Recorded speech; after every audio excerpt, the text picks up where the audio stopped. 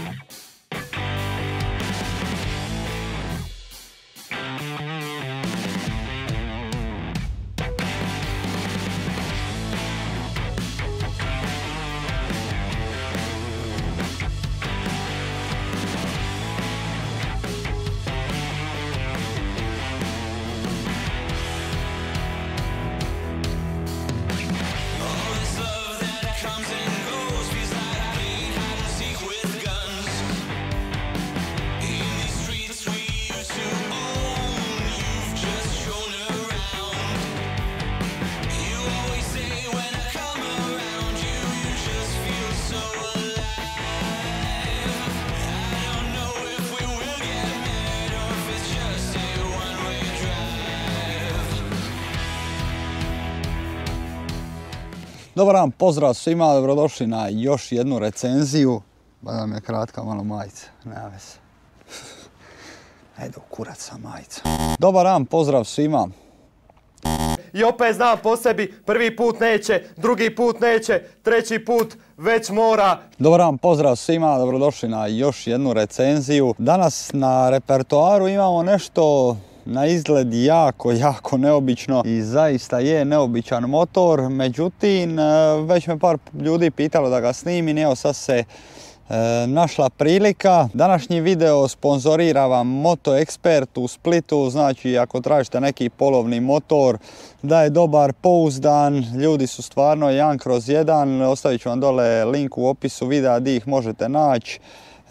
Imaju stvarno svakakvih motora, motori su svi dobri i danas smo od njih uzeli ovu Cross Runnera 800. Ovo je, ajmo reći, nekakav nasljednik od onoga staroga VFR 800, naravno po mašini. Dakle, V4 motor, 101 konjska snaga. Ja to uvijek usporedim sa Afrikom Twin, onom 1100, znači imam puno manji motor, niže težište, manje kila, a više snage. 73 Nm okretnog momenta, međutim zanimljivo je što možda to izgleda ovako malo za 800 kubika, možda i je, ali nas spašava to što je ovo stara mašina od VFR-a, što znači da ima i vetek. I to nekako mi se čini da će biti jako zanimljivo kad se proba na ovome motoru. Taj vetek je nešto posebno čak i kod auta i još vam daje malo i bolji zvuk. Dimenzija guma klasično 120, 180, 17, tu ne treba puno filozofirati oko toga. Naprijed na prednjoj vilici je dostupno štelovanje preloada, straga nešto malo više opcija za štelovanje. Ja ne sumnjam da će Honda biti dobra, mekana, malo ženskasta, ali to je naša Honda. 6 brzina, 240 kg, a u rezerva nam stane čak 21,5 litra, što je impresivno, nije vjerojatno neki potrošač, ali mislim da će nam biti jako zanimljiv. Na motoru nas čeka XL auspuh koji će mu sigurno dati posebnu notu zvuka. Motor ima kombinirani ABS kao što možete vidjeti ovdje. Ne znam baš koliko nam to nešto previše znači, ali Honda je već i poznata i po njim kombiniranim korištenjem kočnice i tako dalje. Definitivno kad je bio nov bio je 120.000 kuna, što je jako velika cijena za ovu nekakvu mid klasu. 240 kg, velika težina, međutim težište mu je jako nisko, tako da pretpostavljam da će motor biti jako stabilan. Visina sjedišta 81,5 cm, molim. Ne bi nikad rekao, ne znam kako su oni to u specifikacijama vidjeli, ali pogledajte ovo, znači noga mi je doslovno pod 45 stupnjeva savinuta.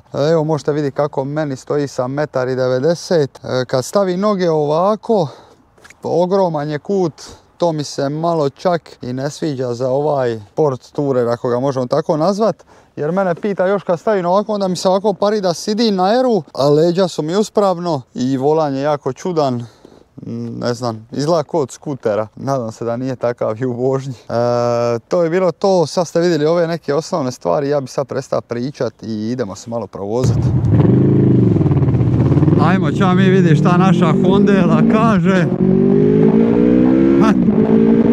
Zanimljivo je kad se ovi Vetek otvori, stvarno to daje neku dodatnu dozu zabave. I to mi je super. Lagano se vozi, motor je težak, ali pošto je težište jako nisko, toga čini jako upravljivim i to mi se baš sviđa. Dugo do ovoga modela motora nismo imali onoga VFR 800, međutim oni su od ničega napravili ovo sa klasičnom VPR-ovom mašinom od 800 kubika, što je po meni bio pun pogodak. I kad otvori ovaj Vetek stvarno ima živosti i ova Grauli mašina koja grglja dobro.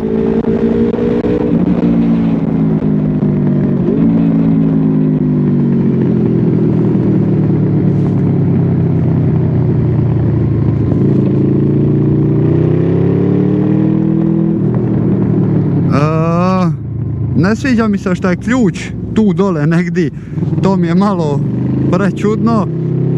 Ovaj volan izgleda ko od skutera i to mi je dosta čudno, ali se tako lako barata sa njim da u početku dok nisam sija, dok ga nisam išao provozat, mi je izgleda baš ko špansko selo.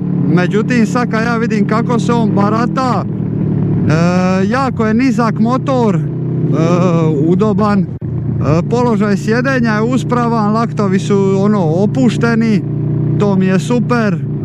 Položaj nogu je čudan, a zašto vam to govorim?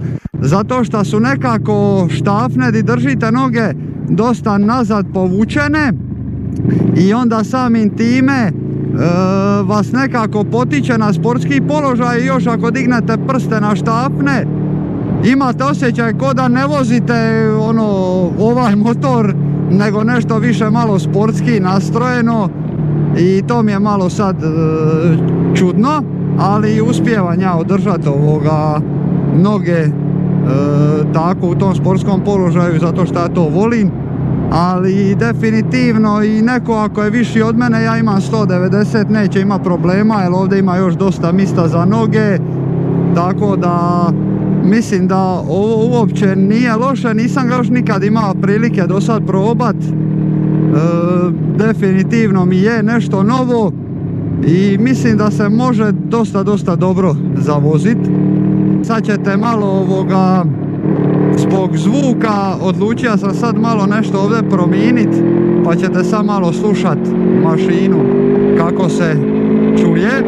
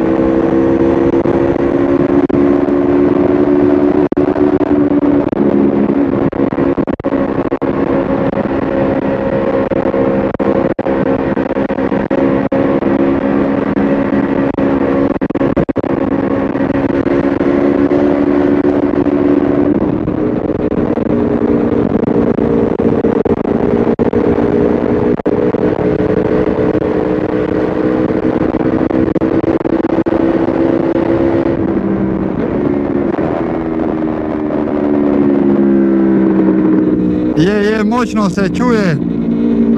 Stvarno je zanimljiv, nisam ovo moram priznat očekiva. Stvarno ova V4 mašina zabavna, naspram na primjer onoga VFR 800, ostavit ću vam tu gore poveznicu da vidite o čemu pričam.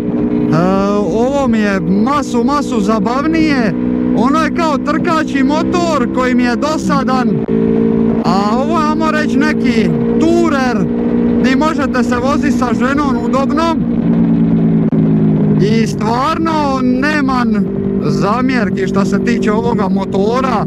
Ovjes vrhunski upija u rupe, motor je toliko mekan, lagan da ja jednostavno nemam riječi. Stvarno nisam drugo očekivao od Honda, to priznajem. Honda je stvarno uvijek bila umjetnica što se toga tiče i stvarno su i uvijek motori bili precizni, lagani. Mjenjač, ja vam to ne mogu opisati, ovdje kad ušaltate u brzinu, vi uopće ne osjetite da ste ušaltali u brzinu. A sa time se dobija na motoru jako puno te finoće koja često puta na motoru fali. A uz ovo je zbog svoje težine i niskoga težišta je jako precizna. Evo samo neka se onaj malo udalji. Ali stvarno grglja dobro.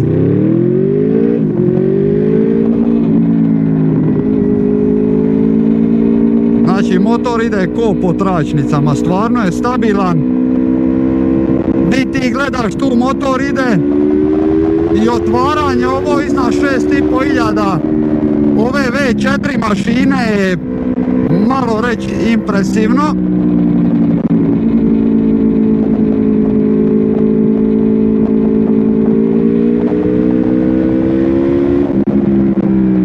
Kočnice top.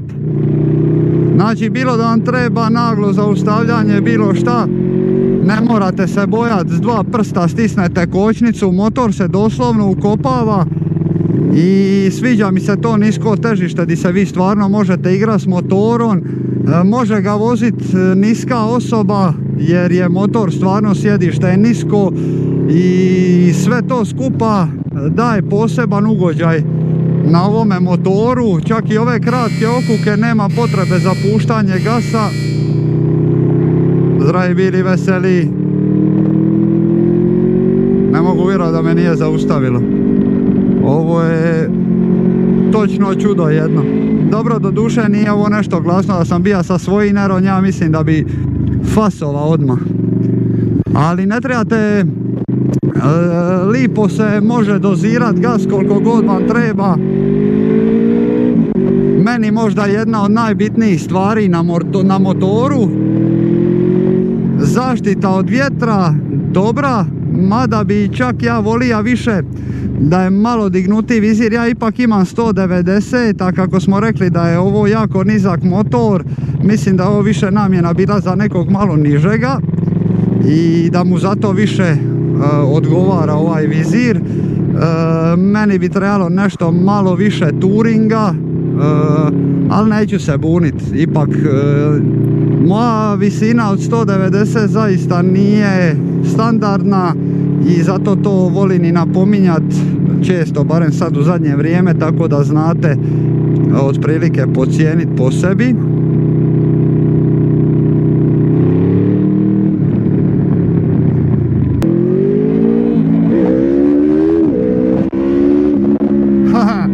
Znači ovaj motor može služiti za divlje stvari, tako da toga se stvarno ne morate bojati. Ova živahna V4 mašina kako lipo ide, vam daje stvarno ugođaj. Znači ovo je, nije najzabavniji na svijetu, ali s obzirom na svoju klasu, motor s kojim možete putovati i dosta se dobro zabaviti, a mislim da vam ništa drugo nije puno ni važno.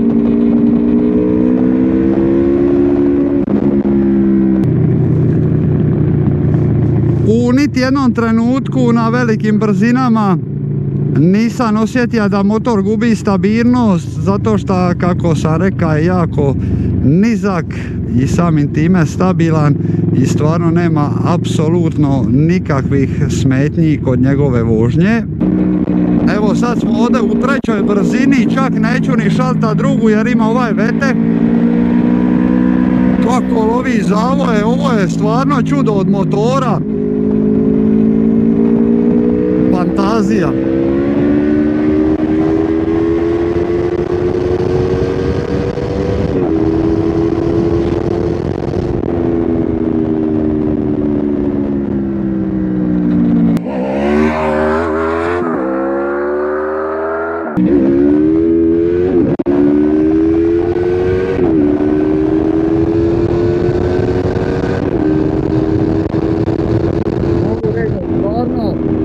Dobro leti ovaj motor. Prava mala krstarica. A zbog svoje mašine je malo dala tu sportsku notu. I ovo kad je izašlo tamo 2011. i 2012. je bio stvarno otkriće od motora. Ovjes dobar. Tako da u pravilu nema ovdje nešto puno zamjerki. Volio bi da je zbog tog touring segmenta malo bolja zaštita od vitra. Kilometar/sat instrument tabla je dosta jednostavna, šta naravno svi vole, ne volimo ništa komplicirano imati na motoru. Smeta mi malo šta položaj sjedenja vam je uspravan i traži vas da sidite uspravno. Međutim, kad stavite noge na držače, na štafne, onda vas traži da sidite u sportskom položaju i onda baš ne znate sad kao bi sidili. Bili sidili ko na sportskom motoru ili bi sidili ko na cruiseru. I onda mi tu nije baš malo jasno šta se tu događa, ali dobro. I sviđa mi se motor, stvarno, kočnice su top. Hondino savršenstvo, to uopće ne treba poricati, denial, jel, kako se kaže. Pogledajte ovo kako ide u zavod. Strašan motor. Naravno za ove velike momke može uvijek kupiti onoga velikog cross runnera. Ovo nekome za prvi motor definitivno ne bi ga baš preporučio, ali ako ste recimo vozili neku Hondu CB500 ili neku manju kategoriju, ovo je odlična nota da se prebacite na malo veću klasu, da vam opet bude zabavna, da vam ne dosadi kao prijašnji motor. Motor je stvarno upravljiv, precizan u okukama. Malo jedino što sam primijetio, što meni osobno ne odgovara, je stražnji amortizer. Malo puno skače, naravno za moj ukus. Tako da mislim da to su sve sitnice, ali to je neki nedostatak koji sam vidio na ovome motoru. Meni je recimo najveća zamjerka, ako već imamo ovako nešto za put, smeta mi što imam vjetra u ramenima, šta ga imam ovdje u glavi gore, ne, mislim imam ja i u glavi vjetra, propuha, ali mislio sam da me udara gore u kacigu, čak i sa kuferom nazad, na velikoj brzini, jako stabilan, znači u nijednom trenutku nisam osjetio da mi je volan wobli i to je ono što ja očekujem od motora.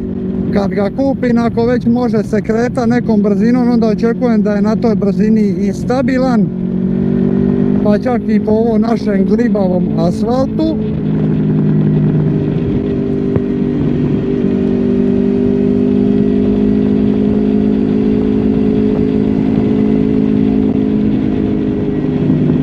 Motor od elektronike nema ništa. Također stvar koja me jako živcira je ovaj botun za sirenu, jer dole bi treba biti botun za sirenu kad ideš daš migavac, a oni su to dvoje zamijenili, ne znam uopće zašto Honda to radi. Ako je funkcioniralo zadnjih 30 godina, šta sad imaš stavlja sirenu ovdje gore, kad ja gore želim daš migavac, i onda se malo nekad u prometu prepadneš sam sebe kad zasviraš, jer nisi svjestan uopće šta se događa i onda shvatiš da si ti taj koji je pritisao taj botun i da nisi klika žmigavac. A definitivno ćemo i probati i velikog turera i ja bi da se vratimo na mjesto zločina pa da dovedemo i nekakvu završnu riječ. Evo smo došli do kraja i još jedne recenzije, pa evo malo da prokomentiramo ovaj izgledom jako čudan motor. Iznenadio me zato što je jako stabilan, precizan, oštar po kukama, to mi se zaista jako svidilo. Znači nema borbe s motorom, oprostit će vam nikoju grešku, naravno nema nikakva pomagala u vožnji osim tog kombiniranog ABS-a, ne znam baš koliko je to korisno, ali dobro, to ljudi iz to čudi. Bilo kako... Samo nam mora prolazi iza mene. Cijele šume, ona ide iza mene ovdje. Prvo bi naveo ono što mi se svidilo, znači stabilnost, preciznost po kukama, zanimljivi veteh, stvarno se zanimljivo čuje V4 mašina s ovim auspuhom, ko da ovo ste neki mali MotoGP motor. Položaj vožnje naravno to ne govori.